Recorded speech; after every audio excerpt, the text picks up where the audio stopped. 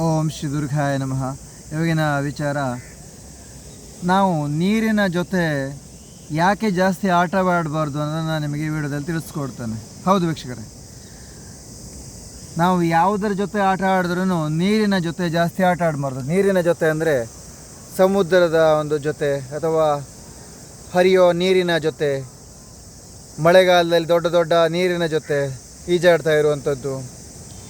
ಹಾಗೆ ಇನ್ನು ದೊಡ್ಡ ದೊಡ್ಡ ಕೆರೆಗಳಲ್ಲಿ ದೊಡ್ಡ ದೊಡ್ಡ ಕೆರೆಗಳಿರ್ತಾವಲ್ಲ, ಗೊತ್ತಾ ನಿಮಗೆ? ತುಂಬ ಉದ್ದ ಅಗಲದ ಆಳದ ಕೆರೆ ಇರುತ್ತದಲ್ಲ, ಅಂಥ ಕೆರೆಗಳಲ್ಲೆಲ್ಲ ಆಟ ಆಡಬಾರ್ದು. ಆಟ ಆಡೋದಂದರೆ ಅವಶ್ಯಕತೆಗೆ ಮೀರಿ ಅಲ್ಲಿ ಏನು ಮಾಡಬಾರ್ದು ಅಂತ. ಒಬ್ಬರೇ ಕುಳಿತು ಬಟ್ಟೆ ಒಗಿತಾ ಇರುವಂಥದ್ದು ಕೆರೆ ಹತ್ರ, ಒಬ್ಬರೇ ಕುಳಿತು ಸ್ನಾನ ಮಾಡ್ತಾ ಇರುವಂಥದ್ದು ಕೆರೆ ಹತ್ರ, ಒಬ್ಬರೇ ಮಕ್ಕಳೆಲ್ಲ ಹೋಗಿ ಕೂತ್ಕೊಂಡಿರುವಂಥದ್ದು, ಇಂಥದ್ದೆಲ್ಲ ಘಟನೆಗಳು ನಾನು ತುಂಬ ಕಡೆ ನೋಡ್ತಾನೆ. ಇದೆಲ್ಲ ಮಾಡ್ತಾ ಇರ್ತಾರೆ. ನಿಮಗೆ ಹೇಳ್ತೇನೆ, ಒಂದು ಉದಾಹರಣೆ ಕೊಡ್ತೇನೆ. ಮೊನ್ನೆ ಬೆಳಗಿನ ಜಾವ 3 ಗಂಟೆ ಅಲ್ಲ 2:15 ಸಮಯ, ಅದು ಅಲ್ಲಿ ಹಿಂದುಗಡೆ ಕಾಣಿಸ್ತಾ ಇದೆಯಲ್ಲ, ಸಮುದ್ರ ಅಲ್ಲ, ದೊಡ್ಡ ಕೆರೆ. ಅದು 1000 ಉದ್ದ ಇರ್ಬೋದು, 1000 ಅಗಲ ಇರ್ಬೋದು, ಒಂದು 25 ಫುಟ್ ಆಳ ಇರ್ಬೋದು, ನೀರಿನ ಆಳ. ಓಕೆನಾ? ನಾನು ಸೈಡಿಗೆ ಅಲ್ಲಿ ಸ್ನಾನ ಎಲ್ಲ ಮುಗಿಸ್ಕೊಂಡು ಸುಮಾರು 2:30 ಗಂಟೆಗೆ ಸ್ನಾನ ಎಲ್ಲ ಮುಗಿಸ್ತು. ಒಂದು 2:45ಗೆ ಇಷ್ಟು ನೀರಲ್ಲಿ ಕುಳಿತು, ಇಷ್ಟು ನೀರಿದೆ, ಇಷ್ಟು ನೀರಲ್ಲಿ ಮುಳುಗಿ ನಾನು ತಪಸ್ಸಾಚರಣೆಯನ್ನು ಮಾಡ್ತಾಯಿದ್ದೇನೆ.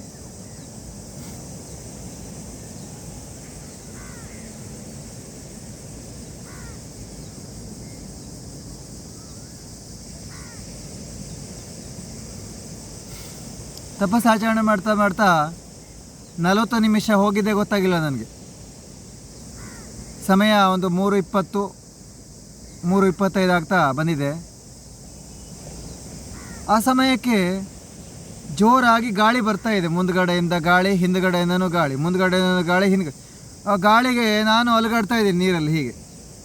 ಹೀಗೆ ಅಲುಗಾಡ್ತಾ ಇದ್ದೀನಿ. ಓಕೆನಾ? ಹೀಗೆ ಅಲುಗಾಡ್ತಾ ಇದ್ದೀನಿ ಗಾಳಿಯಲ್ಲಿ.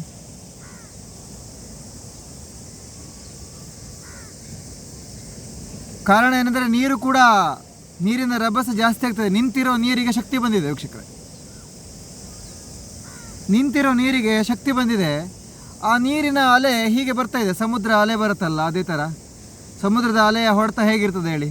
ನಾವು ನಿಂತಿದ್ದೀವಿ ಅಂದರೆ ನಮ್ಮನ್ನು ದೂಡಾಗ್ತದೆ, ನಾವು ಬಿದ್ದೋಗ್ತೀವಿ ಆ ಸಮುದ್ರದ ಅಲೆಗೆ. ಅದೇ ಥರ ನಿಂತಿರುವ ಕೆರೆ ನೀರಿಗೆ ಶಕ್ತಿ ಬಂದುಬಿಟ್ಟಿದೆ. ಗಾಳಿನೂ ಬರ್ತಾ ಇದೆ, ಶಕ್ತಿ ಬಂದಿದೆ. ಆ ನೀರಿನ ಅಲೆ ನನ್ನ ಮೇಲೆ ಬೀಳ್ತಾ ಇದೆ. ಸರಿನಾ? ನಾನು ಹಿಂದ್ಗಡೆ ಹೋಗ್ತೀನಿ, ಒಂದು ಕಡೆ ಮುಂದ್ಗಡೆ ಬರ್ತೀನಿ, ಮತ್ತೆ ಹಿಂದ್ಗಡೆ ಹೋಗ್ತೀನಿ. ನನಗೆ ಮತ್ತೆ ನಾನು ಅದನ್ನು ಗಮನ ಕೊಟ್ಟಿಲ್ಲ. ನೀರಿಗೆ ಶಕ್ತಿ ಬಂದಿದೆ ಅನ್ನೋದು ನನಗೆ ವಿಚಾರ ತಿಳಿದಿಲ್ಲ. ನಾನು ಮತ್ತೆ ತಪಸ್ಸಾಚರಣೆ ಮಾಡೋಕ್ಕೆ ಕೂತೆ.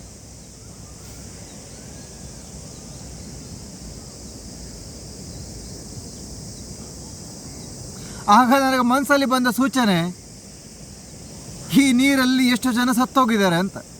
ಏನು ಹೇಳಿ? ಈ ನೀರಲ್ಲಿ ಎಷ್ಟು ಜನ ಸತ್ತೋಗಿದ್ದಾರೆ? ಯಾವತ್ತೋ ನಾನು ಹೇಳಿದ್ದೀನಿ ಯಾರಿಗೂ, ಈ ನೀರಲ್ಲಿ ತುಂಬ ಜನ ಸತ್ತೋಗಿದ್ದಾರೆ, ಈ ನೀರಿನ ಜೊತೆ ಯಾರು ಆಟ ಆಡಬೇಡಿ ಅಂತ. ಅರ್ಥಾಯ್ತಾ?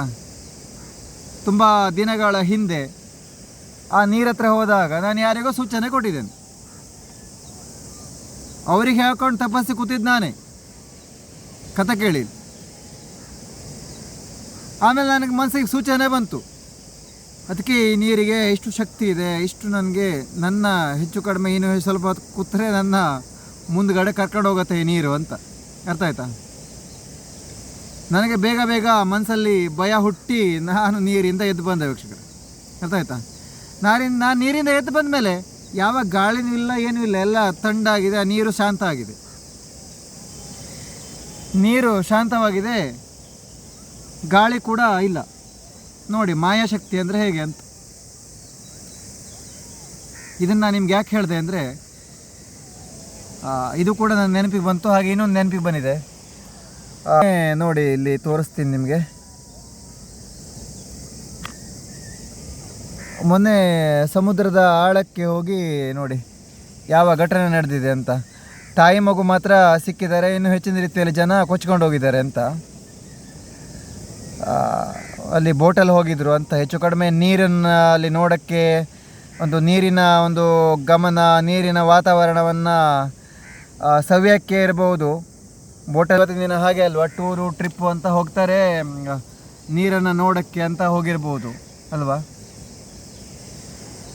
ಜನರ ಮನಸ್ಥಿತಿ ಹೇಗಿರ್ತದೆ ಅಂತ ಗೊತ್ತಾಗಲ್ಲ ವೀಕ್ಷಕರೇ. ಅಲ್ಲಿ ಬೋಟ್ ಮುಳುಗಿದೆ ಅಂದರೆ ಬೋಟು ಬಿಡುವವನ ಮನಸ್ಥಿತಿ ಹೇಗಿತ್ತೋ ಏನೋ, ಅವನು ಹೇಗಿದ್ನೋ, ಅವನು ಸರಿ ಇದ್ನೋ, ಅವನ ಆಲೋಚನೆ ಸರಿ ಇತ್ತೋ, ಅವನು ಯಾವ ಟೆನ್ಷನ್ ಇದ್ನೋ, ಅವನಿಗೆ ಅಥವಾ ಭೂತ ಪ್ರೇತಗಳು ಕಾಡಿತ್ತೋ, ಅವನ್ನ ಹಿಡ್ಕೊಂಡು ಎಳಿತೋ ಬೋಟು, ಅವನಿಗೆ ಸೂಚನೆ ಕೊಡ್ತೋ ಏನೋ ಯಾರಿಗೊತ್ತು. ನಿಮ್ಗೆ ಹೇಳ್ತೇನೆ, ಒಂದು ಬೋಟು ಅಂದರೆ ಆ ಬೋಟಲ್ಲಿ ಎಷ್ಟು ಜನ ಬಿದ್ದು ಸತ್ತೋಗಿರ್ತಾರೆ, ಎಷ್ಟು ಹಾನಿಯಾಗಿರುತ್ತೆ ಸಮುದ್ರದಲ್ಲಿ, ಅರ್ಥ ಆಯ್ತಾ. ಆ ಸತ್ತ ಹೆಣದ ಗಾಳಿ, ಆ ಸತ್ತ ಆತ್ಮದ ಗಾಳಿ ಎಲ್ಲ ಸಮುದ್ರದಲ್ಲೇ ಇರ್ತದೆ. ಬರಲಿ ಬರಲಿ ಬರಲಿ ಸಾಯಿಸೋಣ, ಬರಲಿ ಇನ್ನು ಮುಂದೆ ಬರಲಿ ಸಾಯಿಸೋಣ ಅಂತ, ಅರ್ಥ ಆಯ್ತಾ. ನಾವಿದೆಲ್ಲ ಗಮನ ವಹಿಸಬೇಕು ವೀಕ್ಷಕರೇ. ಯಾವಾಗ ನಾವಿಲ್ಲಿ ಸರಿಯಾಗಿ ಬುದ್ಧಿಯನ್ನು ತಿಳುವಳಿಕೆ ಬರೋದು ಯಾವಾಗ ನಮಗೆ? ಇರುವಂತಹ ದೇಹವನ್ನು ಆರೋಗ್ಯವಾಗಿ ಚೆನ್ನಾಗಿ ಇಟ್ಕೊಂಡು ಹೋಗಬೇಕು ವೀಕ್ಷಕರೇ. ಪಾಪ ನೋಡಿ, ತಾಯಿಯ ಮಗಳು, ಆ ಮಗುವಿಗೆ ಎಷ್ಟು ಬೆಳವಣಿಗೆ ಇತ್ತು, ಎಷ್ಟು ಚೆನ್ನಾಗಿತ್ತು.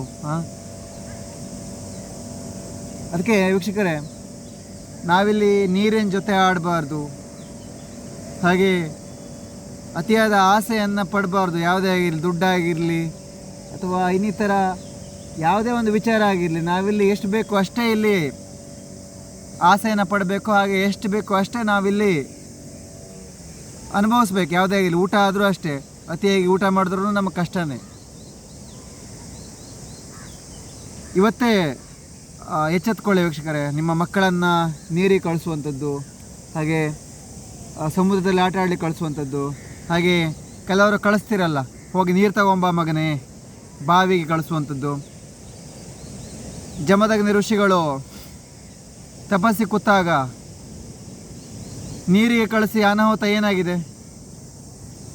ಜಮದಗ್ನಿಯವರ ಪತ್ನಿ ರೇಣುಕಾದೇವಿಯವರು ನೀರು ತಗೊಂಡು ಬರ್ಲಿಕ್ಕೆ ಹೋಗಿದ್ರು ಜಮದಗ್ನಿಯವರ ತಪಸ್ಸಿ ಕೂತಾಗ.